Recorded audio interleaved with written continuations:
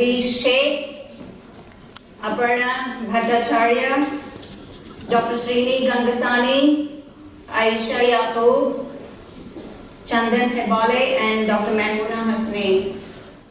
So thank you again for your patience. I'm going to quickly introduce our panelists, and we have some questions for them, and we'll have time for them to answer some questions from you all as well. So we have Dr. Srini Gangasani, who is a cardiologist and a very well-renowned community physician as well. He is with the Gwinnett Cardiovascular Group. Thank you. Next we have Dr. Maimoona Hasnain. She is from the University of Illinois and wears several hats. And she's also the president-elect for SAPA. So as soon as my term ends, she's going to be the person on my left does not really need any introduction. Aparna Bhattacharya leads the Raksha, one of the very well outspoken, community renowned persons. So thank you so much for taking your time off for being here. Professor Jagdish Sheikh is, he doesn't need introduction. He has several books published. He is the communication guru, if I may, of Atlanta, especially for our South Asian community. So thank you so much for being here, Dr. Jagdish. We have Aisha Yaqub, who is the policy director at the Asians Advancing Justice. And you must be wondering, why is Asians Advancing Justice a part of public health? And as we hear about it, you'll understand. And one of our new millennial, Chandan Hebale, who is a recent graduate of Georgia Tech, and also has done some projects which we'll talk about on his thesis. And so thank you so much for being here, Chandan, and is very, very, very knowledgeable and resourceful. So thank you, Chandan, for being here. Dr. Gangasani, this question is for all of the panelists here, okay? So there are 3.4 million South Asians in US, right? And imagine for the next 1 minute for this question that you are holding the throne. You are holding the baton, you are the king. What is the challenge that you would address? Because you are leading the 3.4 million with an issue that you see and you want to address it. What is it that, and this question is for all the panelists. So if you had the baton, if you were the king or the queen for 1 or 2 minutes, for 3.4 million South Asian Americans, what's the most challenging issue that you would address? Good evening, everyone. So I'll address from a cardiac standpoint or a health point of view. So from Southeast Asians, one thing is still common, that we are 4 times more common to have a heart disease compared to the Caucasians here. So as a group, even though there are so many similarities, but there are similarities also exist for cardiac heart disease. There are 3 things happen with a cardiac disease. It hits early, it hits hard, it hits with vengeance. So people get the heart disease a lot earlier than the other people in the United States. And when it happens, 5% of the people die suddenly in under 50 age in Caucasians. In Indians, Southeast Asians, it's 25%. So the second thing is, when it happens, when we do the angiograms, there are like 3 times to 4 times more disease. We have smaller vessels and a lot more blockages when it over the bypasses. So we need to take care of ourselves so that we don't need to be dying young, and then we can have a good quality life for the future. So from my point of view, so if you need to get 30 minutes of your time for exercise. If you don't have time for exercise right now, so make yourself time for illness later. So you take care of yourself now, so that you don't take care of yourself going to the hospitals in the future. So how many of you have had your heart broken by that special someone? Any of y'all? No? I'm not bad. I owned up. So you're saying that heartbroken can be mended, right? Right? But the ones when you pick up a cigarette, or don't do physical activity, or not eating healthy, and leads to heart attack, is very hard to mend. But we have you. But I would rather you not to see me at a young age. I don't mind taking care of the patient to that 80 or 90. I don't want them to come in. My youngest patient I've seen with a heart attack is 23 years old. There are a lot of young people here. The one thing that there are 3 myths I'm going to talk about over the course of the. So So one thing is people think young people don't get the disease. So I have between 20 to 30 years of old, at least 10 people. Most of them are women who had blockages, had stents, bypasses, and went for the transplant. So there is no age young enough to not take care of yourself. We need to start as early as possible. In the studies, when younger people died in the war, when they looked at their heart autopsies, even at the age of 19, 20, 21, there are fatty streaks, which is the plaque already building up in their heart arteries. So you need to take care of it now. So today, not tomorrow, not when you're 21, not when you're 30, not when you're 40. So take care of yourself right now rather than waiting for something to happen and take care of it later. Thank you. Dr. Maimuna, you were the queen. For 3.4 million people, what's the issue that you would address from your perspective? It's a challenging question, but I think the issue that I will tackle is that, and I'll give a context and rationale for it, which is that we know a lot about science. We know about disease epidemiology and disease progression, disease prevention. We know about communicable and non-communicable diseases. We haven't paid as much attention to the gap between clinicians or patients and providers.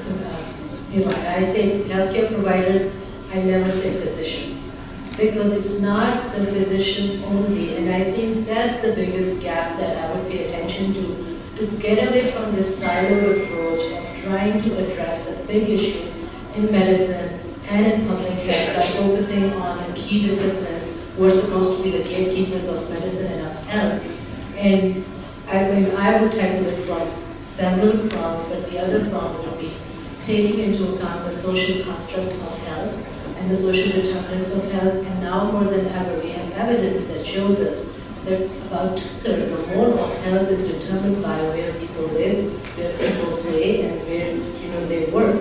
So it's not just your genetics and your biology that determines your health. So going back to my initial point, that disconnect between the patients and the people who take care of them, we know a lot about science, and I respect all the science that has emerged and will continue to be evolved. If we have that gap between communicating that information effectively to the people who have to take care of themselves, and secondly, empowering them to self-manage their disease, we will never be able to address this issue. Awesome. Hopefully most people know what I will say, which is violence prevention. And when we talk about violence prevention, I mean violence in our homes, violence in our schools, violence in our workplace, violence in our community. All you have to do is turn on the news, whether it's sexual violence, bullying, domestic violence, it has an impact on all of us. So if I had that power, I would definitely want to look at violence, how it impacts our health, how it impacts our mental health. If you look at the statistics or you look at the trends of how many of these shooters have a history of domestic violence in their history, or grew up with bullying and harassment, then we kind of think if we address the mental wellness of individuals and provide them with support, then we may not have as many shootings as we're having on a weekly basis almost. So I think really addressing mental health, dealing with violence prevention. One of the things that I've also seen with even my colleagues that have done this work is how being exposed to violence has impacted their health. The stress of it all, whether it leads to a lot of folks that I know that are also dealing with cancer and domestic violence at the same time, to the stress that comes in from, just living with abuse in general. I've had clients who have left their abusive situation, and that pain that they had been suffering with, that back pain, had suddenly disappeared because they got out of that violent situation. So if you're asking me, I think violence prevention at every level is the one thing I would address, and I always Thank you so much, Aparna. And Yusra and Shifra, you were asking who's Raksha. So she's been leading she's the ED for Raksha for the past few years. It was actually a decade probably. 18. 18 years, there you go. Been with the organization 22 years. So you can understand her passion and where she comes from. Thank you again, Dr. Jagdish Sheth. I would take a slightly different view, but it's all very complementary. I think the biggest issue we are all facing as South Asians specifically is time poverty. We just don't have time. And time poverty creates more stress than money poverty. Otherwise, the New Yorkers would be, very much happy, go lucky, and the Pacific Islands should be all stressed out, right?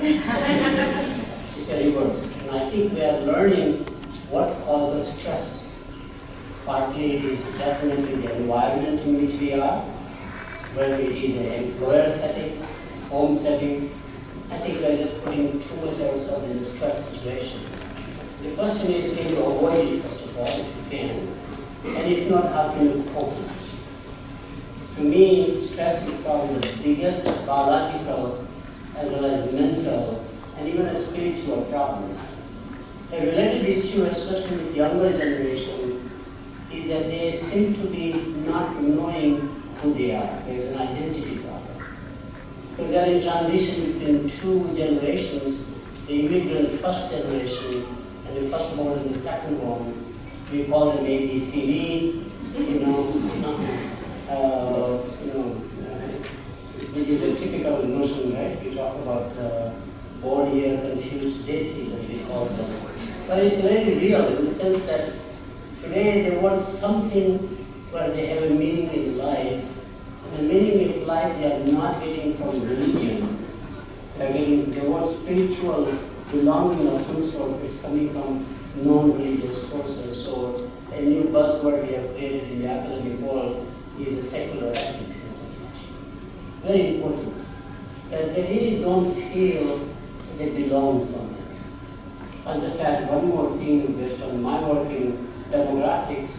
One of the biggest problems I'm finding is that as much as 35%, not true among the Indian, South Asians in general, but generally, are living alone by choice. They have given up on family as a unit.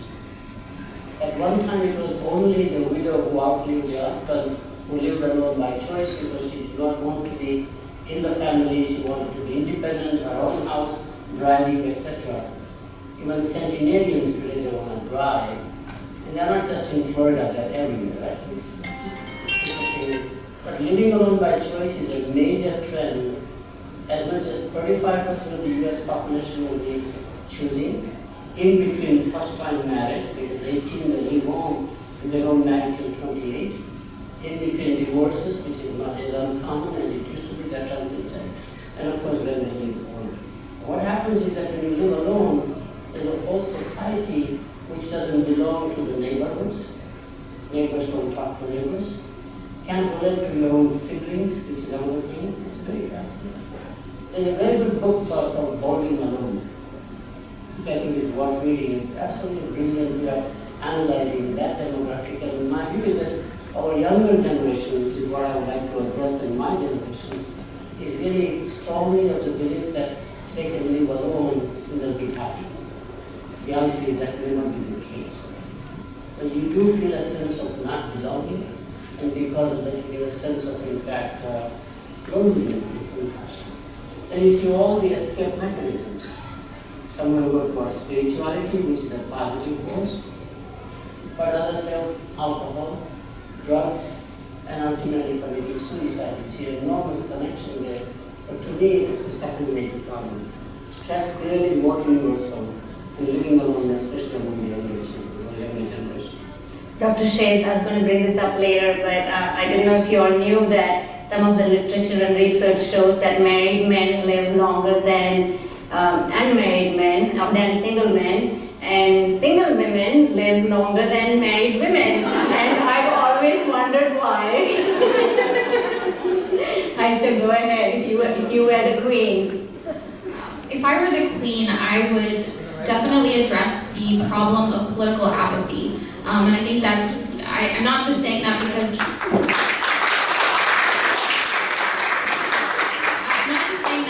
that's my job, but I truly believe that a lot of the problems that we're seeing in today's society can be addressed or at least mentioned in some political aspect.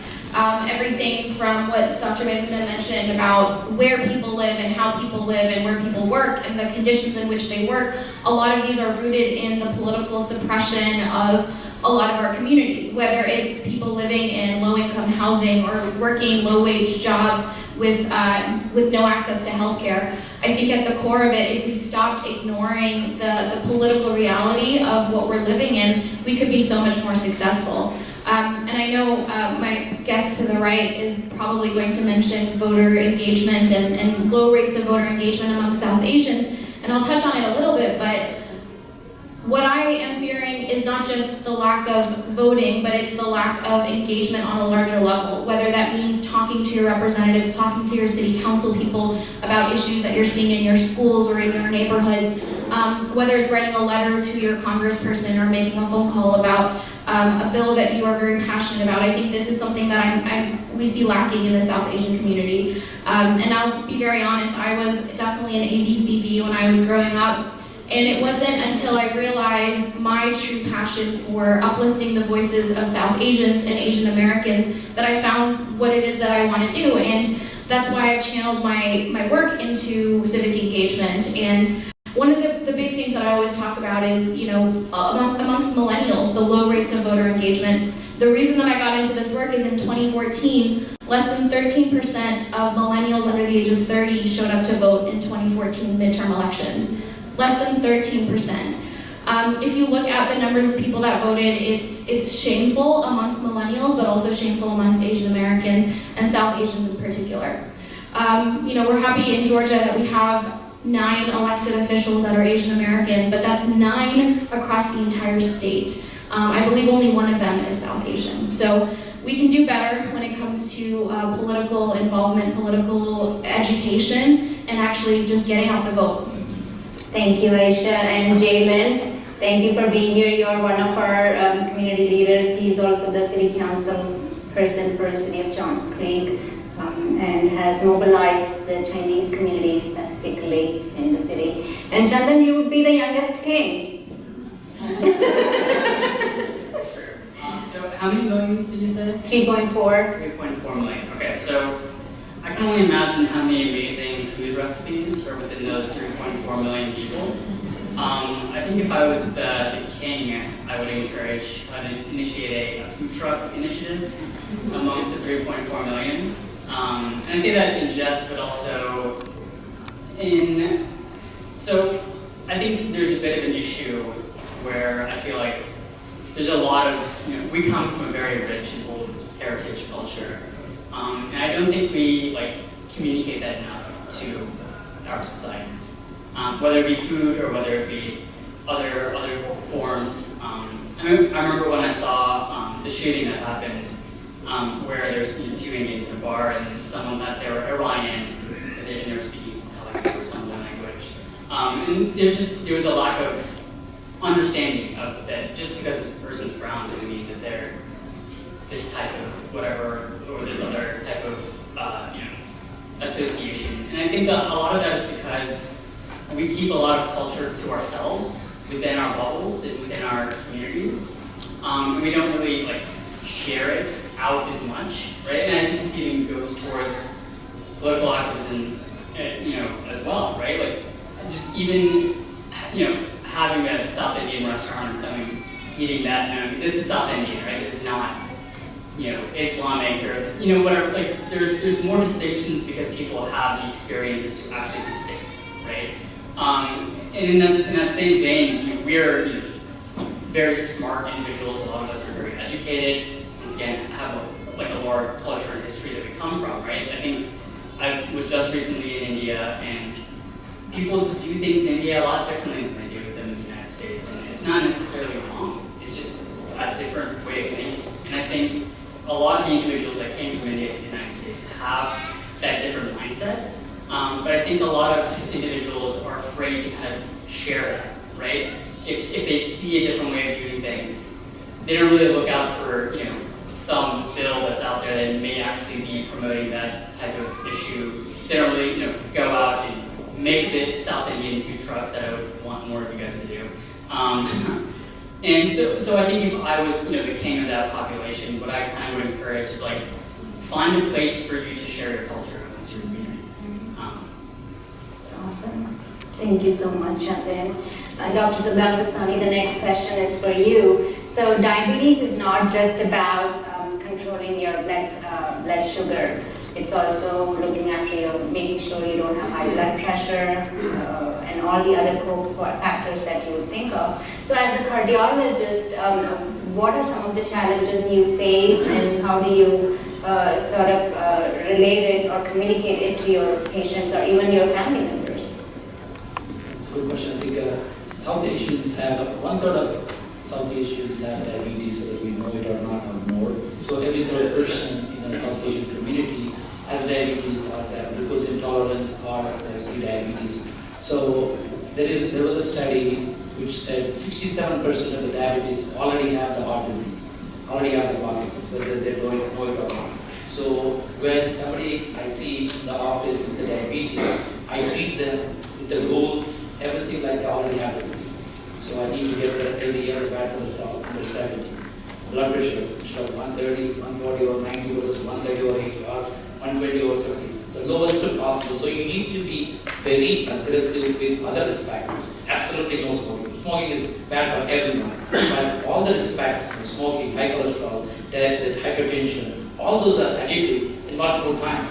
So if you have diabetes, you have high blood pressure, and you're not exercising, and you're smoking, that increases your risk of having 20 times rather than 4 times. We're already starting at 4 times risk because of our heritage or genetic predisposition. So the diabetes is like having the heart disease already. So you need to be aggressive with everything. You need to control the sugar. That's absolutely the 100% you need to do it. But you need to exercise more. Every time you need to check the blood pressure on a regular basis and keep it as low as possible. All those numbers, and you need to be a lot more aggressive. That would be, I need to treat basically everybody with diabetes like diabetes. Sure. Why is it called sugar disease when it's really sour? They're too sweet. So Dr. Mehmet, young people are key to diet loss, right? But it's very hard. Sometimes even I have a hard time communicating with my kids. I say something and they understand it differently. So this Dr. Mom was driving in a car. She had her stethoscope in the back seat and she had her daughter in the back seat as well, in her car seat. And she looks at the mirror and sees her daughter having actually the stethoscope on her and she says, oh wow, she's going to just become like me, you know? She's going to grow up and become a Dr. Mom like me. And then the little girl takes the mouthpiece or the heart piece and goes, welcome to McDonald's, how can I help you? So with that said, we have aspirations, the kids have their own aspirations. We do seem to bring we do start talking about how do we engage the youth to our talks, especially like this. But we never seem to talk about the aging population, the seniors. And I know one of your research focus areas is on the seniors and your passion is to empower and educate, increase awareness among the seniors. Can you talk a little bit about that? In my journey as a medical educator and a public health scientist, I think one of the biggest gaps I saw, I've been in the States now 19 years. I came here as a graduate student in medical education and very quickly realized that my true passion was in public health. So we've been able to develop a bunch of different training programs focusing in on patient and family-centered care, but also focusing on specific underserved and vulnerable populations. And there are 5 focus areas that we pay special attention to, which include immigrant and refugee health, domestic violence, geriatrics, HIV, AIDS, and homelessness. So some of them also intersect with each other, but in terms of geriatrics, I will say that I don't know if everybody knows this, but we have a great number of older adults in the United States. The numbers are around 46 million from the last census, and they are increasing at a very, very rapid rate. They're going to double or triple in the next 20-30 years. And what do we have to take care of these older adults? Do we have enough healthcare professionals to take care of that? If we look at physicians, there's a branch of internal medicine where people go into geriatrics and they go certified geriatricians. And so if you look at the recent numbers, we have, I think we have a count of about 7,200. And the number that's needed is at least 20,000. So there is like, at least more than double the current number of geriatricians that we need.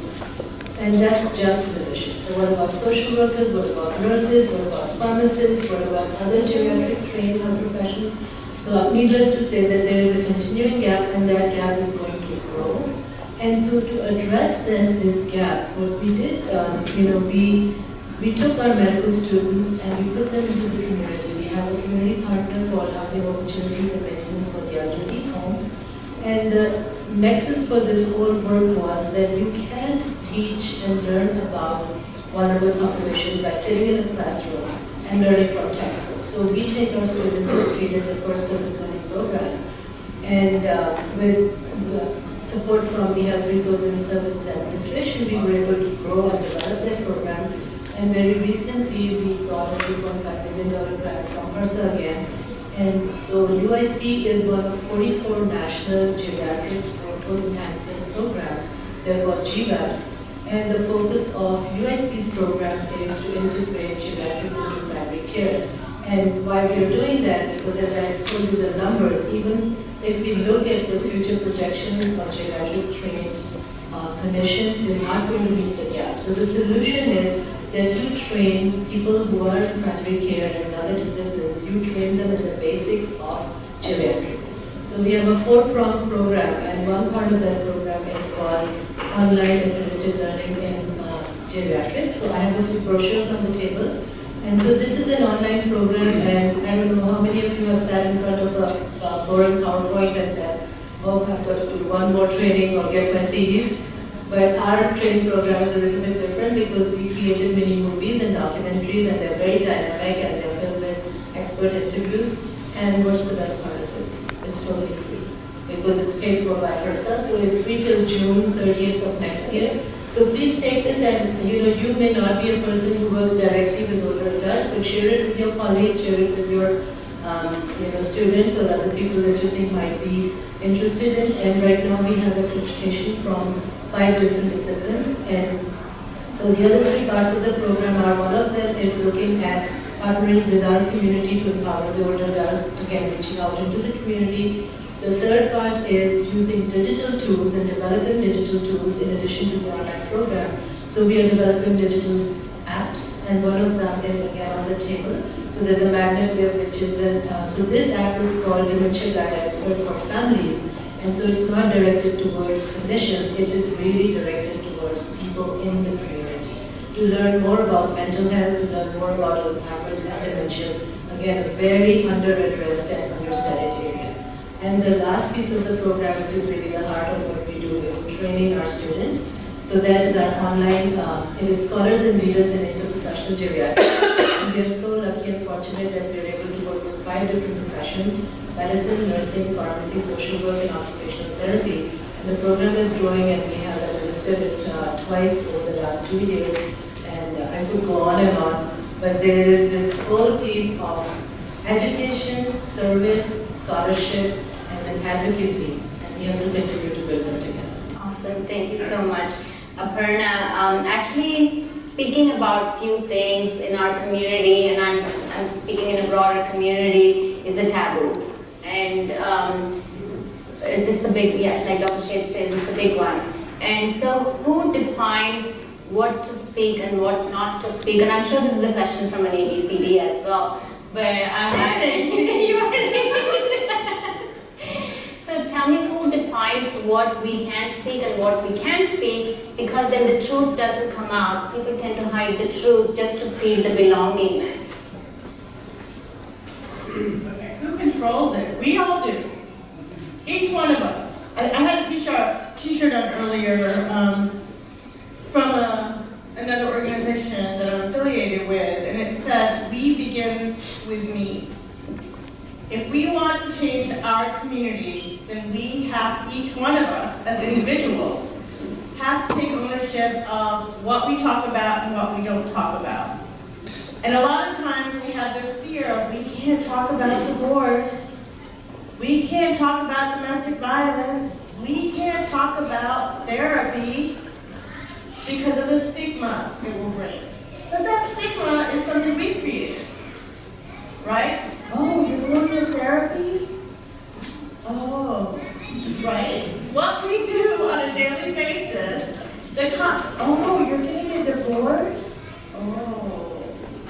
What will people say?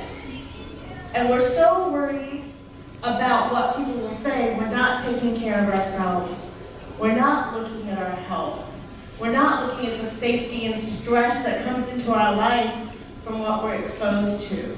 But we have control. Now, to be fair and to be kind, a lot of times we don't want to talk about it because it makes us feel safer, right? If we think that we can be abused, that we can be sexually assaulted, that we are vulnerable to mental health issues, that someone we know could commit suicide, wow, then we want to come up with all the reasons of why that can't happen. Oh, it happens to that community. Oh, it only happens to the uneducated. Because this is the stuff I hear working in community.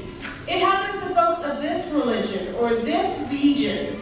And the reality is it happens to every single one of us. And it is up to us to make that change and to say it's okay to talk about violence in our homes. It's okay to talk about, let's talk about the ABCDs, dating and relationships, right? Even before we're married. It's okay to talk about sexual violence prevention. But we're so scared and we want to protect everybody in our family that we don't talk about it, and actually we're doing more harm. By not talking about sexual violence and the potential of it happening, we make it more difficult for our kids to tell us that they've been sexually assaulted.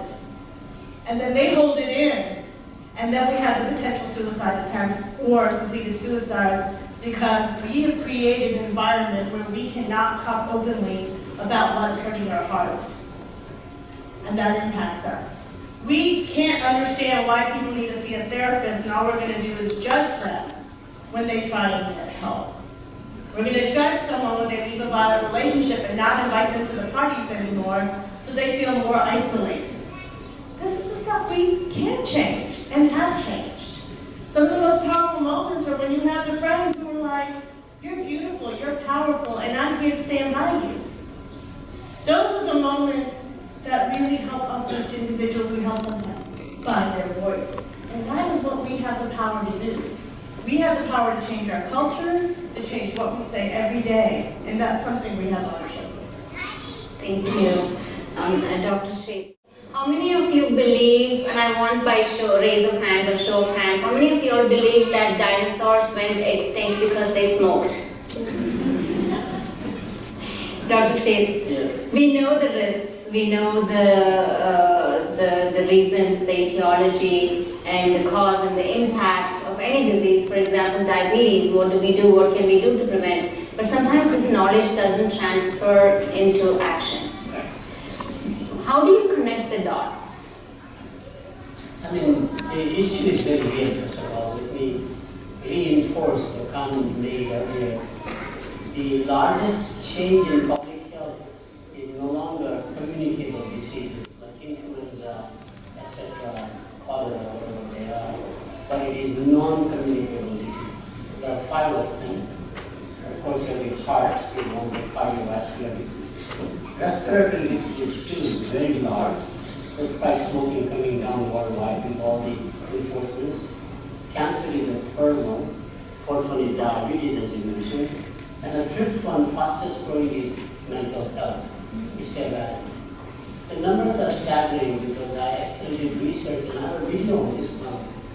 The total cost to the society on a global basis will be about $43 trillion between now and the year 2030. WHO, Kennedy School of Public Health, which is Harvard-based, and I guess the World Economic Forum, one of collaborators to come up with the staggering numbers, and nobody knows how to pay for it. Ultimately, the burden will go on the individuals, whatever the forecast is. Just like the dental plans is no longer paid by the insurance, 50% will be paid out of the pocket. We think medical programs will go the same way, which means having government as a safety net is not the solution. Either you have to manage your own things or find something else. Here are the 2, maybe 3 action points. The first action point is that actually the biggest benefactor in some way for providing proper guidance, enforcement, and activation in some fashion is neither the government and their programs, nor it is NGOs as we thought, surprisingly turns out to be a corporation. An enterprise has more power to enforce things on employees than any other organization. Not even the political classes, surprisingly. It's much more voluntary. I'm here to help you, but you have to go and seek help. Employers are able to bring about a transformation in their own employees. So I'm very strongly advocating, and I'll tell you an example why. Thank you for not smoking campaign done in the corporations was the most effective. They stopped smoking at the workplace. They stopped smoking at public places. I think wellness is the main focus as opposed to illness. It is in the self-interest of corporations to engage in this one as they do drug assistance, for example. Almost pretty much prevalent as a part of the employee benefit. But to me, we have a very large institution, especially in a highly capitalistic society like the US, for example, where if you can take the profession and motivate them to say it's in their self-interest, which is income. And they're universal, they're everything. There are multinationals of Indian origin. I sat on the board of Wipro, which is an IT company now. We probably have 170,000 employees worldwide. But we don't understand German health, or a Swedish health, or a French health. We don't even know as well Indian health for that matter.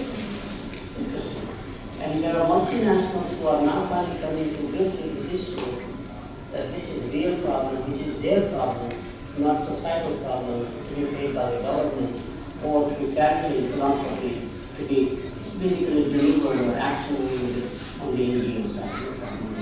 And we think the third leg of a society is missing something. This has self-help, obviously. But they can actually enforce it.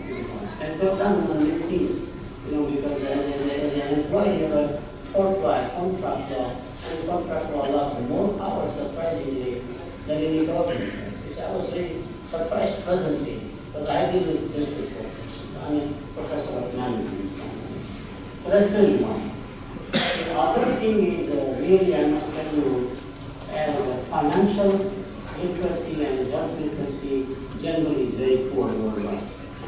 So somehow, my view, for example, is that I just read a book that came out, our genes are not compatible with our diet in this country. I'm going to focus in the US. There's a gene migration theory that I have researched over 25 years now. As the genes migrate from, let's say, Africa to the immune system, as they cross the Alps and you go further north, only way you can get your protein, fat, and calories is through animal. There is no vegetation. So the genes are adapted accordingly, then wider arteries because of that. If you take the blubber of a whale, which is the most saturated fat, Eskimos can eat 3 times a day, nothing will happen. But if you feed the same diet to a Sicilian in southern Italy, they will have a problem. Our diet here is northern European in this country. Besides processed foods, and our genes are not compatible. In addition to stress, this is one of the key problems. It's fascinating. So if you take a cheese, Northern European cheese will have 40% fat content. Go to Mediterranean countries, it drops to 2.5%. You go to our equator, tropical area, it drops to 0. Saturated fat comes from oils like olive oil. Avocado in Mexico, for example, coconut oil changes completely from a saturated fat or animal-based to a non-animal-based. Now, the research on the minimum product categories, I think that's the key problem, especially in India, which is another part of South Asia in general. They've modernized themselves in terms of the diet, and the diet is not compatible. I find the same thing about shoes.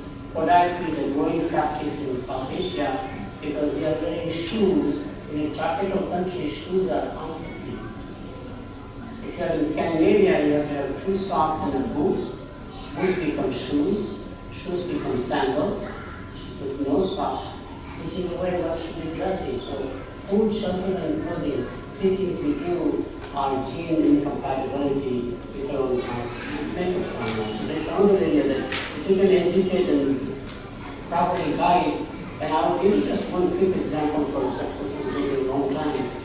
There is an experiment going on in Southern California in one community where somebody who is a philanthropist is funding. There are 400 or 500 people who are born into a communal social group. They are going through regular checkups. It's sporadic or event-based, going to an association or a faith-based organization. Let's go and have a checkup for your heart, etc. is not enough. It's a daily maintenance. And they keep track. You have to have your blood pressure taken, you have to have your blood analysis done over time. They're showing the chart in a scientific way. And it's having remarkable change in terms of intervention. If that can be grown on a national level, I think we have this South Asian community, mostly Indian community in this spiritual things, but it's very fascinating. So I'm very hopeful it can be done, but unfortunately we don't change till we get that system. I'm the same way. I don't change. I should exercise, I should diet, but I don't do it till out of necessity I have to do it. So to me, those are the actions. Thank you. So Aisha, the work that you do is very important, and everybody can vouch for that. I think you're the only one who received clappings. But apart from that, Jay Lynn is here, having run for office myself. We faced a flurry of hostile situations. I guess could be for the brown skin, and there might be many other factors. But can you tell that, is that something, the challenge that we would have to face, continue to prove ourselves, or will we be ever accepted into the political arena? That's a really tough question. I will ask you guys a question. Have you heard of what's happening right now in Edison, New Jersey? So, for those of you who aren't familiar with what I'm talking about, there are 2 Asian Americans running for city council in Edison, New Jersey, and there have been flyers and postcards and posters spreaded around the city talking about how the Chinese and the Indians are trying to take over, and we must deport them because we have to make Edison great again. This is the rhetoric that's being used in Edison, New Jersey, and in parts of the country that we haven't heard about yet. It's not something new. It's been happening for the last couple of years, but we're seeing that Asian Americans have now become the targets of this kind of hate speech and a lot of hate crime. I know a lot of people in this room might know people, might have heard news stories of actual community members being attacked or being bullied, especially when it comes to children in our schools being bullied for the color of their skin or from their heritage. Unfortunately, I do not have a good answer for if it's going to get better, but I know that one of the things that we can do is make sure that we are using our voices to make sure that the people elected to office in our cities and in our states echo the voices that we like, not the ones that are being drowned out right now, or we should be drowning them out. Unfortunately, with the kind of rhetoric we're seeing on a national level, it has seeped in. The Make Edison Great Again, where is that coming from? It is very reminiscent of a recent campaign that we all just saw last year, and I think it's a signal that this is coming to cities near you, to states near you, if it hasn't already. I don't mean to scare you, but unless we actually get the votes out in our cities and in our states, we can't stop this kind of rhetoric.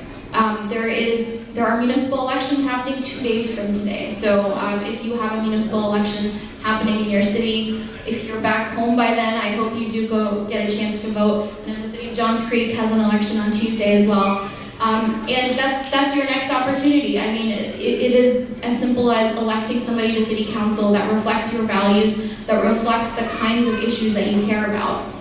When we look at the main issues that South Asians or Asian Americans are really facing right now, a big thing that our community members and especially our faith groups are expressing are hate crimes or bullying or hate speech. I work a lot with the Muslim and the Sikh community in particular, and they express a big sentiment about why are our children continuing to get bullied every single day in our schools.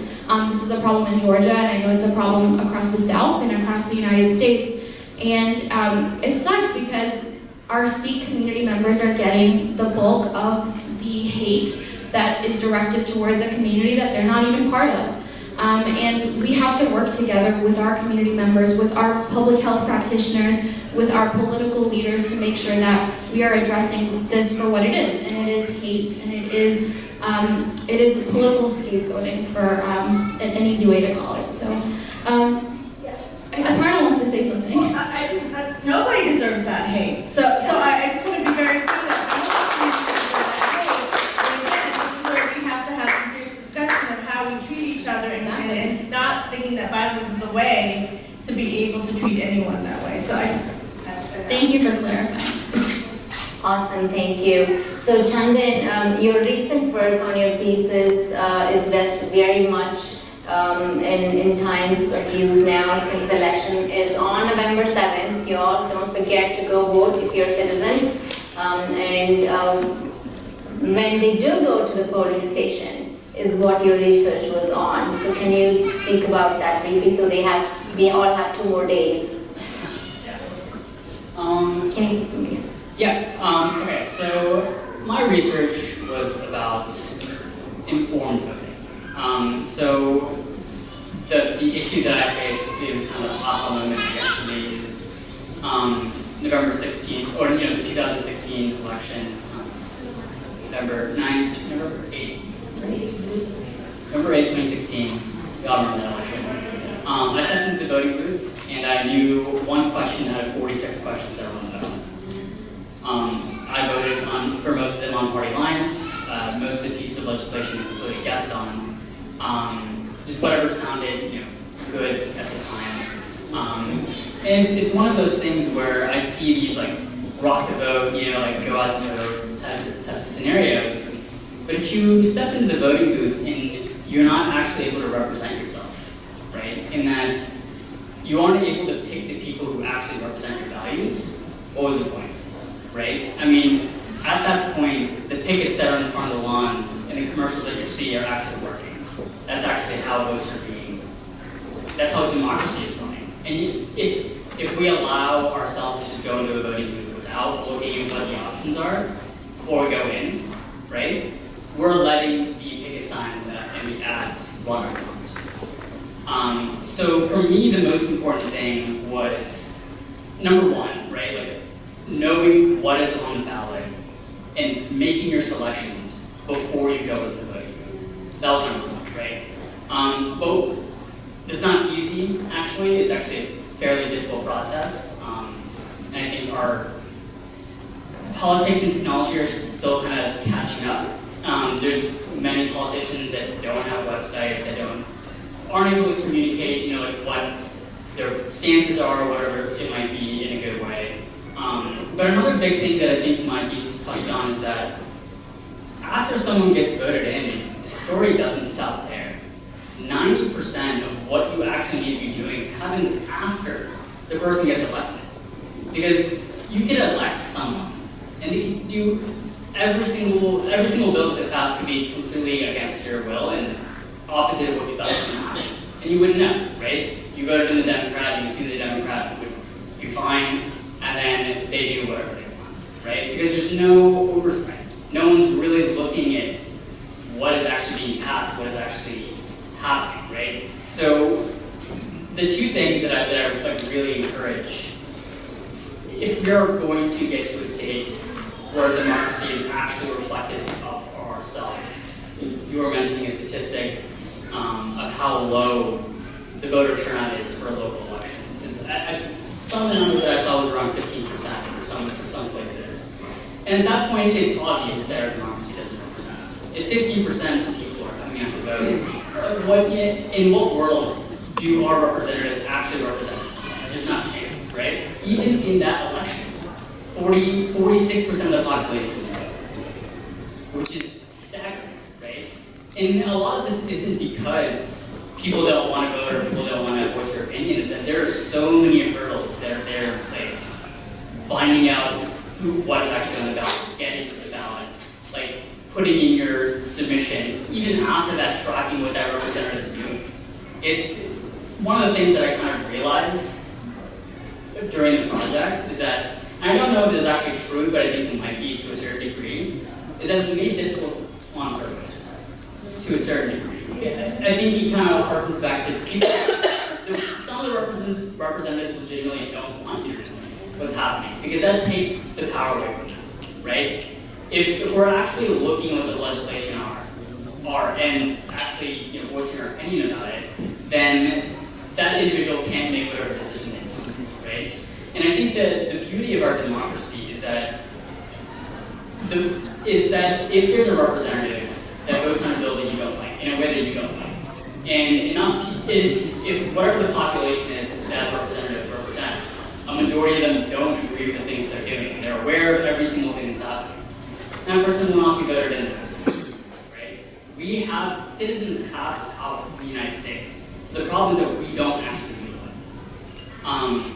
So the entire project was about how to take the power that we already have and make that more accessible to us. How can we take a 13-page bill, right, and be actually able to understand what's happening in there to be able to voice our opinion as to whether or not we want that or don't want that, right? Right now we see a wall of text. And there's multiple things that I kind of did to address this issue. I don't know if any of you guys have seen on Medium. It's website where blogs. There's on Medium websites. There are certain sections. There are certain lines that are highlighted, right? Those are the most tweeted out lines of the article or whatever it may be. So I essentially applied that to legislation, where you can go through a piece of legislation, you highlight the sections that are the most important to you, and as it goes by, the most important sections of the piece of legislation become highlighted in a crowdsourced way, right? So you're not relying on CNN for your news, you're not relying on Fox for your news, you're actually looking at the bills themselves. Because a big thing that I kind of faced during this entire project was alternative facts and fake news was becoming a real big issue during my project. And the thing that I realized is that the only real news is the stuff that's in those bills. Because everything else is just a layer of opinion that someone else put on what is actually happening, right? And unless you're actually looking at the real thing, there's nowhere for you to know what's actually going on. But once again, it's not us. Like, as it stands right now, there's a lot that you have to do to actually figure this stuff out. But the thing is the only real way that we're going to build better societies that actually reflect our values and the opinions that we have. And I think the reason why I initially was saying we have this population that is so educated, that has so much culture and history behind us, is that we have the capability of making radical change in our communities. We have the intellect to do so, and we have the numbers even to do so, right? And we owe it to our communities to voice those opinions. Because if you don't do it, someone else is going to. Democracy only represents the people who reach out. That's what it comes down to. Is that 15% is actually the only people that are represented. So if you're not part of that 15%, you're being ignored. And there's no reason for you not to be ignored, because if that representative doesn't know what your opinion is, how could they possibly represent you, right? Sure. Thank you so much, Chandan, for that answer. So, are you all okay if we get 15 minutes past 8:30? Since we started 10 to 12 minutes late. Okay, see a lot of head nods. That's awesome. So, our final 30-second thoughts, and then we'll take 2 questions, and then we'll head to the award presentation, right? So, Dr. Srini, give me this $1 million question. So, when you became the king, you had an issue, you had the challenge. So, the $1 million question is, will we get there? Collectively, with the education, information of what we have, by using all the information we have and following all the stuff we know, I think we should be able to get there. There's two misconceptions we have in our society from a cardiology point of view. The people think that you need to have a 70 or 80% blockage to have a heart attack. That's absolutely not right. So you can have a 20% blockage, 30% blockage. If you can't cause a plaque to rupture, it makes it 100% within 5 to 10 minutes. So even a person might have had stress test, catheterization, there's no significant blockage to do anything for that, but plaque can rupture the next day, and plaque can cause 100% blockage within 5 minutes. So if anybody has any issue with chest pain, tightness, pressure, heaviness in the chest, shortness of breath, or sweating, please go to the hospital. Even if you had stress test, even if you had a catheterization done, I think still better to be checked out rather than not be checked out. So there are two processes. One is atherogenicity, one is thrombogenicity.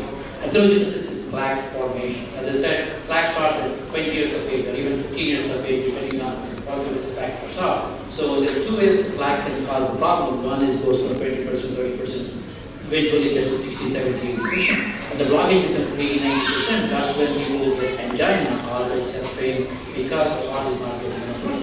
That is one problem. That's where the stents and the kind of stuff help to prevent or decrease the symptoms. Stents never, the second which is stents are going to prolong your life. Stents never prolong your life except they decrease the symptoms except in the setting up of your heart attack. When there is a 100% blockage, yes, the stents help. But just because there is a stent doesn't mean that you can go do whatever you want, eat whatever you want, not exercising or smoking. So stent just took care of that problem at the time where there was a 90% blockage. So please have your risk factors taken care of. Hypertension, diabetes, not to smoke, exercise. There are some correctable risk factors. Some are not correctable, are not controllable. Age, I'll get older. If anybody has any answer, not get older, let me know. I want to take that here too. But get older, get more happens. But the plaque rupture can happen at any age, at any time. Younger people with the plaque ruptures, especially if it's in the LAD or the main artery in the front of the heart, there's more chance of sudden death. So 10% of the people will never come to the hospital. So every 40 seconds, somebody is getting a heart attack in the United States. So there are 700,000 heart attacks happen in the United States. 500,000 of them are new. 200,000 of them are happening in people who already had a heart attack. So I think don't wait for something to happen or somebody else has a heart attack and then go take care of it. So go see the doctor, take care of your risk factors so that you don't need to be in that situation for the future. So that is but know your risk factors. And one other thing, if you have a family history, 40% of the people with a family history will have a disease in their future. The same age where they have it. If you have a grandfather or father or brother who had a heart attack or a stent put in before 50 years of age, please go see the doctor. There are tests now we can do to find out if there is a plaque already building up so that you can be more aggressive to take care of those problems rather than waiting for a heart attack then take care. So prevention is better than cure. So spend at least 30 minutes of time to exercise so that you don't need to spend too much time in the hospital. So I recently joined a health club for specials on exercise. $39 per month. After 3 months, I find out I didn't lose a pound. Apparently, you had to show up. A lot of people have treadmills in their homes. They're using it to put their clothes on. Having a treadmill or bicycle is not going to help unless you're using it.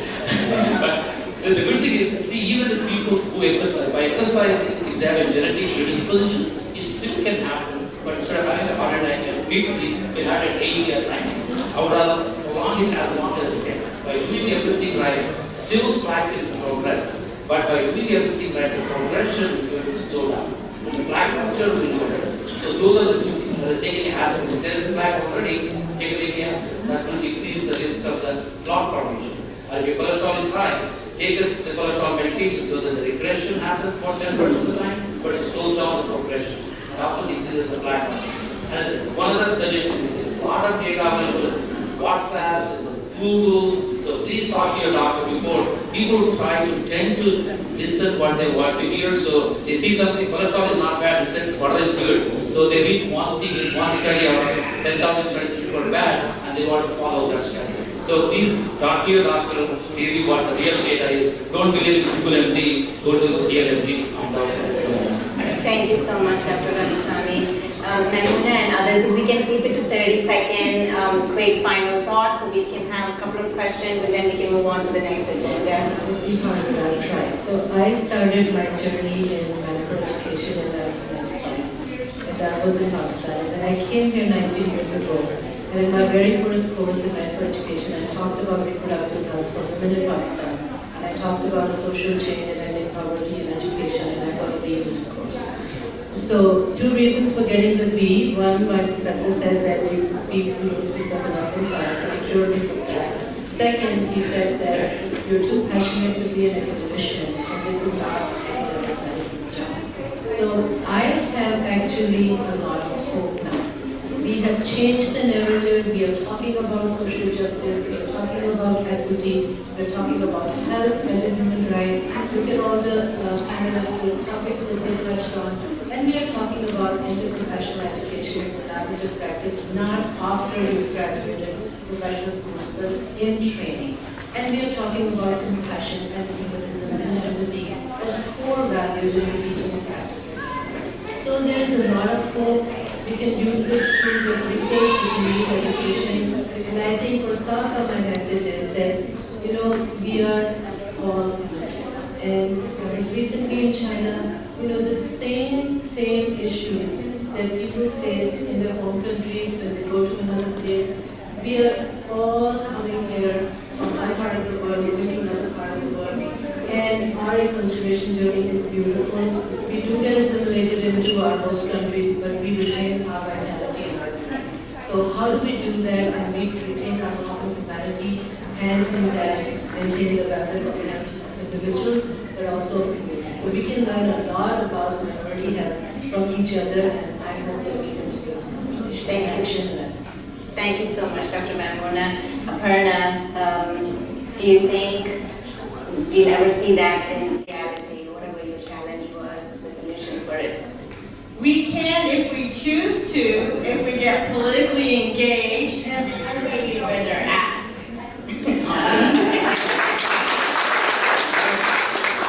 Thank you. Only last thought is that I'm not so optimistic. Even the opposite, slightly, just to be contrarian. Unfortunately, the whole society is living like a roommate family. There's nothing common we share, even in the family. Everybody comes and eats at their own time. We don't barely eat one meal together, even in a fully nested family. Kitchen has become a common place. Everybody eats, even if they eat, they go back to their own room. One is actually on YouTube something, one is text messaging. And I've taken pictures of my grandchildren. I'm 79 years old. I've been teaching 55 years. I've seen this transition in this society, especially in the US, where it's much more like a roommate family. In the old days, the children came home. Mom thought about what to make during summertime. They would play outside, do your homework. 6 o'clock, everybody ate together every day. And there was Uncle Cronkite, Walter Cronkite, we also asked. Those days are gone. To me, this fascinating. I've taken actually pictures of our grandchildren and family where everybody's text messaging each other, sitting next to each other. Then I found that mother, my wife, and we are doing the same thing. It has not been young generation, old generation. So this digital technology and access to the outside world is shutting us out from having internal relationships. And the biggest losers in the process are aging parents, especially in India, which I'm doing some research. But even here, we are shifting relationship from bonding by kinship, love relationship, to more than by friendship. Fascinating change. It's happening. To me, this technology is going to be a major disruptive in the way we live together at one time. And in the process, this phenomenon of American-born confused ACA, ABCD is going to be true for people who are born outside also like me. I'm as confused as my grandchildren are. Thank you. I am still a little bit optimistic, and I would say I think that the tides are changing. I can tell you some statistics about Georgia. In 2016, our organization and organizations that we work with in the community helped to nearly triple the Asian American vote in 2016. That is not saying a whole lot when you look at the voter turnout in the first place. So it is an accomplishment, but there's still so much work to do. Now in 2017, I'm sure you all heard about the special election we had in the 6th Congressional District with tons of millions of dollars thrown at our election. The Asian American community was the highest community of color that showed up to vote. So the highest non-white voting population. So if that's not saying something, I don't know what is. Now, that's a good sign, but there's still so much more work to do. I have a couple of challenges for the South Asian and the Asian community in general. Not just voting in municipal and midterm elections, but thinking about what we're doing to prepare for the 2020 census. Now, so much of the work that is done in the public health field is based off of the census, right? How are people living? Where are they living? What kind of income do they have? And all the different characteristics that are described within the census. If we are not getting our communities to actually be part of the one major tool that is referenced by most public policy, then we are not doing our jobs. So I would just leave you with this. I am hopeful, but I will be more hopeful if we can get a good showing in the 2020 census. Thank you. Chandran? So the one thing I could say is that a part of me still genuinely believes that America is the greatest country in the world. And I think all of us have more power to change our situations and our health than any other place. And I think a big part of that is just understanding why it's worth it, right? I mean, I think we're all, talking about, go into your doctor and get a checkup, like go vote, right? I think a big thing, I think all of you, to a certain degree, at a deeper level, want to do those things, but for a different reason. Right? You want to be healthy. You want to be there for your families in the future. You want your voice heard, right? So I think a big thing that I want to impart is just identify the things that people are telling you to do, and ask yourself why it's worth it for you to do those things, right? Because if you don't have a reason behind it, if you don't put something deeper down into a connection to go see the doctor, to go vote, whatever it might be, you're just doing it because someone's telling you to do it, or you're doing it through force of habit, right?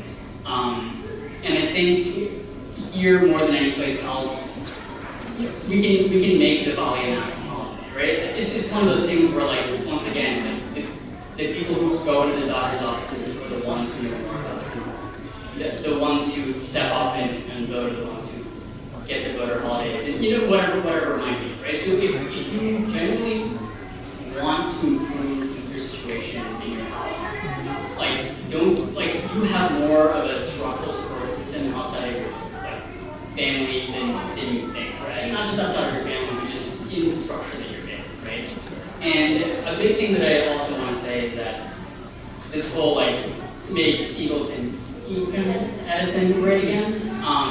For me, so I never grew up in that America, right? And I think for me, I've always taken a very Gandhi non-violence approach, and that I just ignore it. It doesn't, it's the thing that speaks to me is that there's a level of ignorance behind those statements. That in the end of the day, a part of me knows that they're going to be less successful than me. I have no need to engage with this. There's no need for me to lash out or be hateful or whatever it might be, because I know for a fact that I am going to be able to voice my opinion better than anyone. There's no need for me to engage, right? The only thing that I should be focused on is doing better for myself and doing better for my family. And there's none of the make whatever great again stop at all. Thank you. So great thoughts. So let's give it up for the panel. Thank you so much.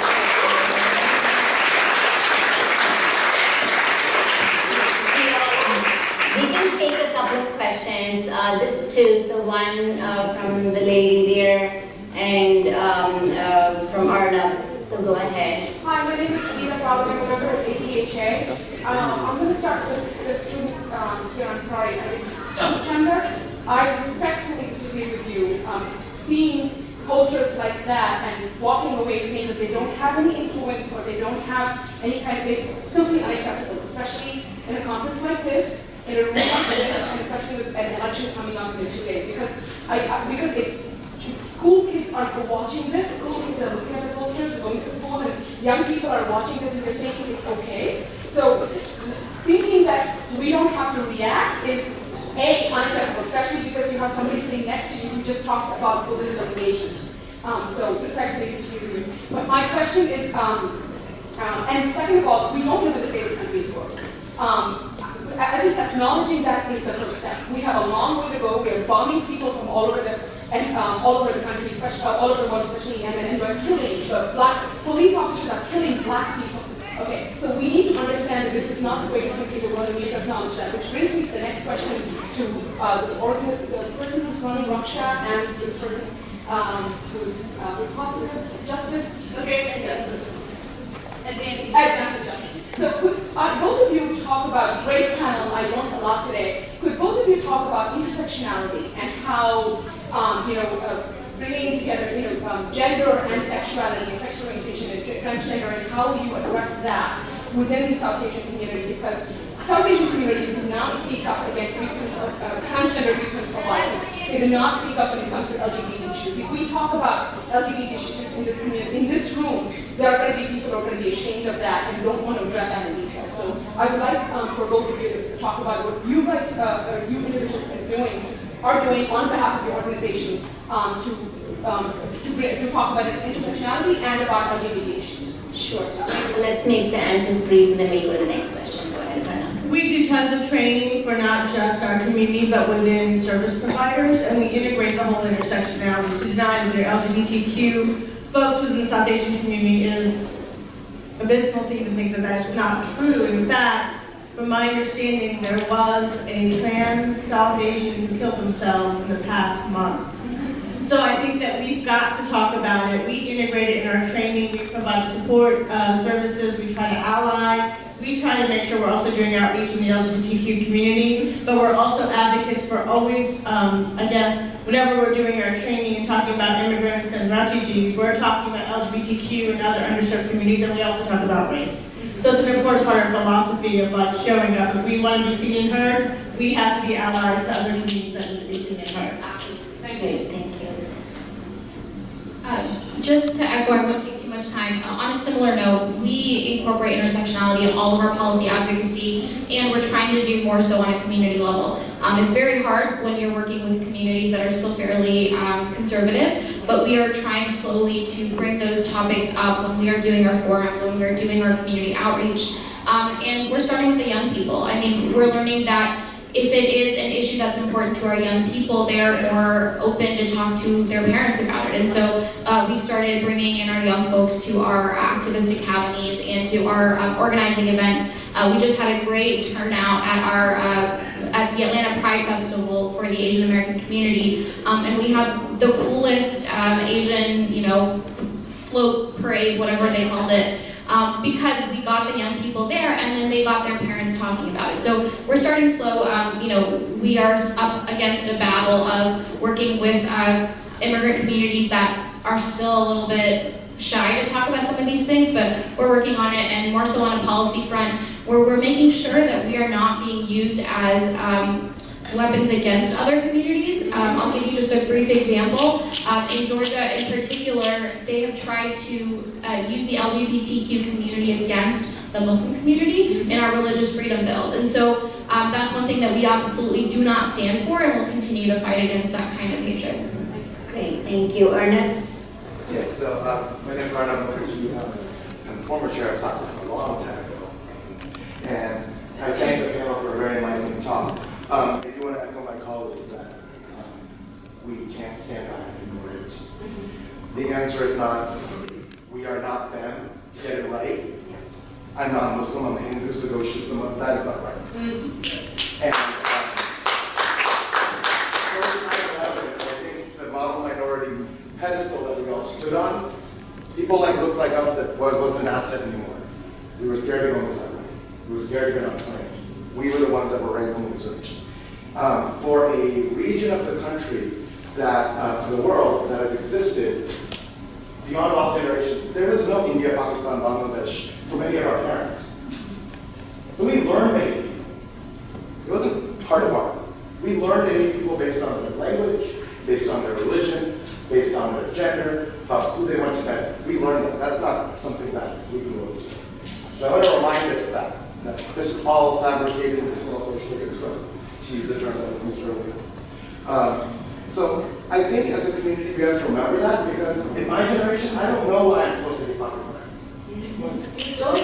I know. It's like I still ask them, why do I hate them again? Because I don't really know why. He eats biryani because it's good, and I'm making that superficial on purpose, but as far as I see, the world is very similar, the lens that we see each other. As a group of, and I would also say that we like to vouch about this education, this model minority. For everyone that's doing extremely well, there's more than one who's doing extremely poorly. We just don't publish the media post. We love to talk about the people in the spelling bee, but we don't talk about the people who are being caught to catch a predator who are of South Asian descent. That is a big difference. So, my question is, my question is that we as a community have been very resistant to partner with allies like Black Lives Matter, because we somehow think that our minority struggles differ from those of the bottom and those of the middle. I am optimistic because we have seen equity in this country. We have seen the civil rights movement. We've seen many things in which the gap between the haves and the have-nots has gone very narrow, including life expectancy. The question is, and this is for both my ABC counterparts, I'm proud of it. I like being confused. My question is to anyone who cares to answer. How is it that in solidarity, and not just with other Asian Americans, but with the people who really suffer the most severe discrimination inequities in this country, how can we make active efforts to partner with our allies so it's not divide and conquer, it's not us versus them, it's not get it right on this ground, not that one. And I pose that to everybody. Awesome. So I like the very first thing that Chandan mentioned, which was letting people know about your culture in a way that's not about politics. So one of the things that we try to do in our community is just force people to get to know each other around a meal or at an event, or just put them in awkward situations that they wouldn't normally be in. I'll give you an example. We do free citizenship clinics here in Atlanta for any immigrant community. And in March, we held our first citizenship clinic at a masjid, at a mosque. And half of the attendees that came to that free citizenship clinic were Koreans that were trying to become American. So imagine that, Koreans and Latinos and Desis at a masjid, trying to all work together to become citizens and become part of an America that they all wish to be, right? Things like that is opportunities like that don't come by very often, but if you're able to do so, create spaces for that to happen. Be thoughtful about who you're including in the room, and not just put out invitations to the Desi community or the South Asian community. If you are hosting an event, make sure that flyers are available in different languages. That's one thing that we don't always address, is we are talking to people that are often low income or have less education than we do, and we have to be able to provide those services or that kind of information in language. And so I think the biggest thing is being thoughtful about the kinds of events that we host, be thoughtful about the kinds of people that we bring into rooms and what their challenges might be to be there. If you're hosting an event, think about transportation options for people that might not be able to get there. Think about language, and think about other barriers that might exist to get them to be there. So my biggest problem with a lot of solidarity events are you only get invited if you're already part of the solidarity movement. So I would say reach out to the folks that aren't already there, the people that are still in search of their own equality, and try to bring them up try to get them in the room with the other folks that are also still trying to get there. Sure, Dr. I would go back to my earlier action. I've seen more inclusiveness in the corporate world than I've seen in any of the sectors. Affirmative actions are enforced. Not just at universities, where we are more diverse than any other institution or institution. We actually invite people of foreign origin to be scientists, professors, and career path. So to me, I think we have to look at what corporations are doing. There is a massive diversity program, September diversity, considered as a positive force for the corporation. I think we have to learn from that as opposed to the other two, civil society, the government, and the NGOs. I will go back and look at some of the experiments and the initiatives done at the workplace. I know this is a skeptical audience, it's anti-business probably here in the audience, but I would strongly recommend that I become a convert myself. I have a very good selling book called Forms of Endearment, which has led to our conscious capitalism movement. For the first time, the CEOs of companies are believing that they don't have to be just shareholder driven, but they can be equally employee driven, community driven, customer driven. We are embracing more the triple bottom line, the new millennium goals established by United Nations, than probably any government agency. So please look at that side, and you will find there are some excellent initiatives, not only in this country, but all over the world. If you look at a workplace and you see the composition of people working together, you will find that the diversity is enormous, not just between the African Americans and the white population. And in fact, there is overwhelming evidence in India, surprisingly, if you take two cities, where one city had a riot after 2004 incident, the other city did not. Equal amount of Muslim population versus Hindu population, and the common denomination was that in the city where there are no riots, is because at the workplace they bonded together as communities. The work bonds us more across diversity than any other thing. And to me, we therefore need to understand that part of the freedom of the country. So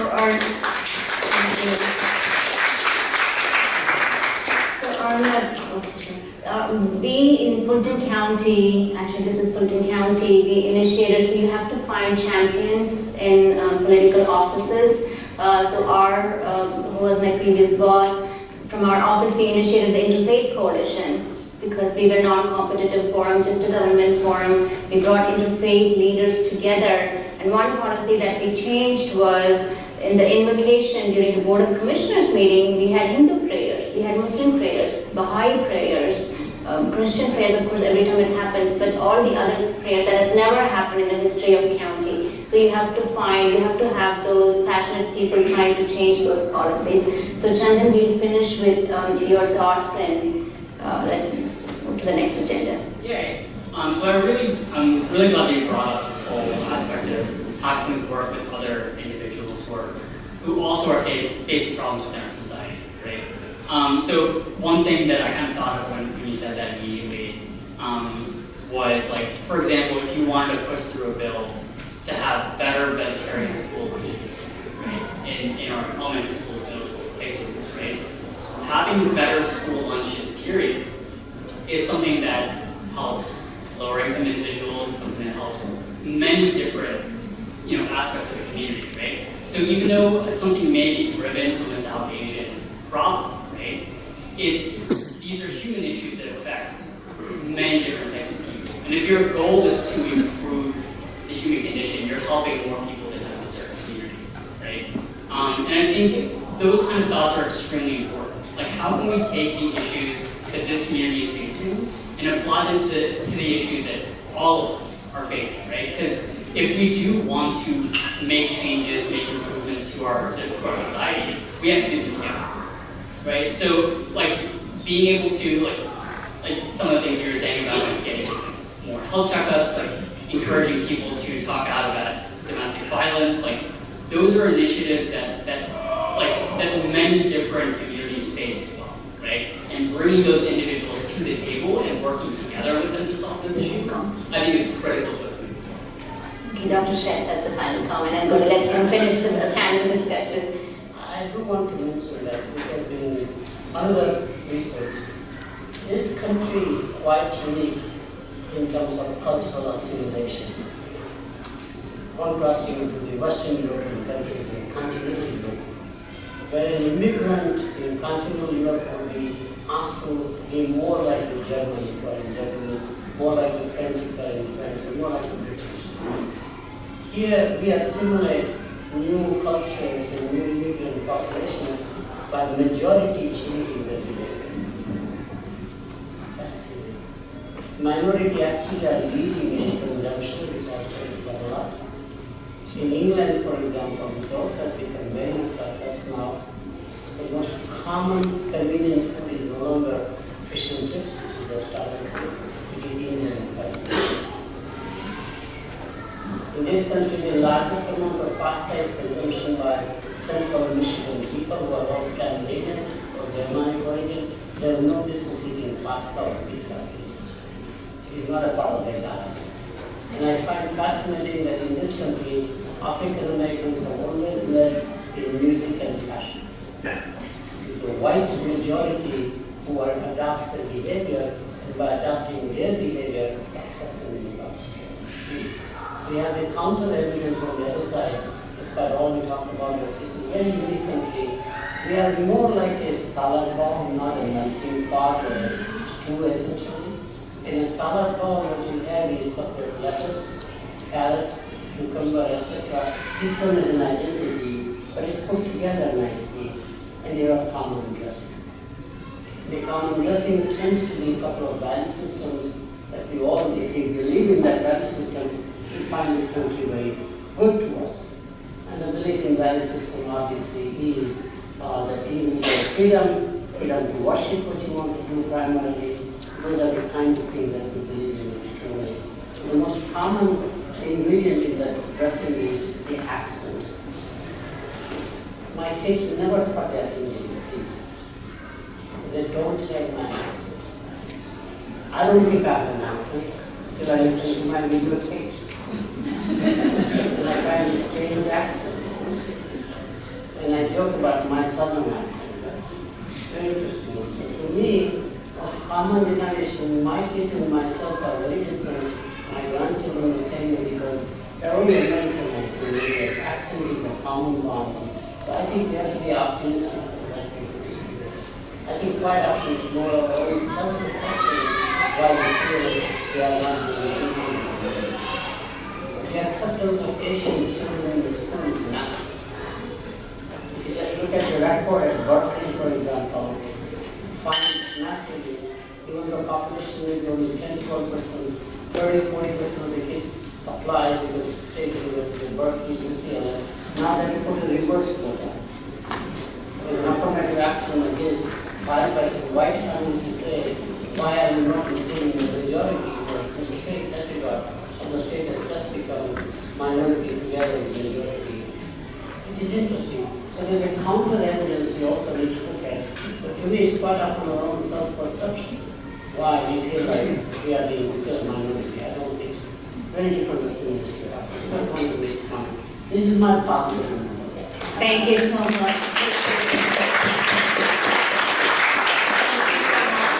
We just have quick certificates to pass on to the panelists, and we appreciate you for being here today. So Chandan got the first in my handwriting during a competition, right?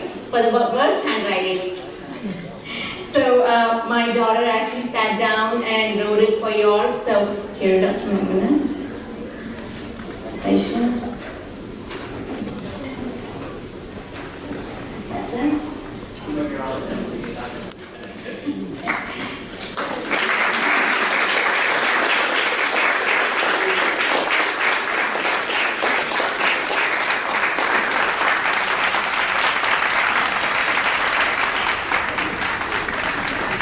Thank you so